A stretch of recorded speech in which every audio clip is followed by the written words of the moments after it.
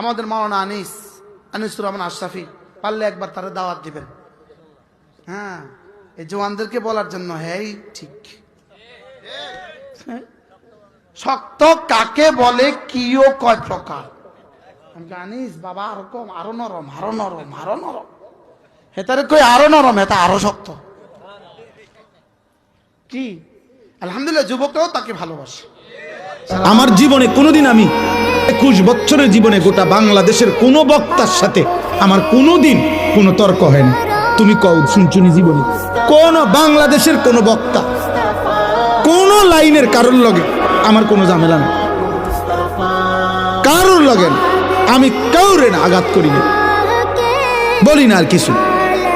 আমি কিনতাম ভাই, আমি কথায় কথায় 1 লাখ টাকা চ্যালেঞ্জ করে কিনতাম। 1 লাখ টাকা গরিব দুঃখীরে দিলে বা লাভ হইব না।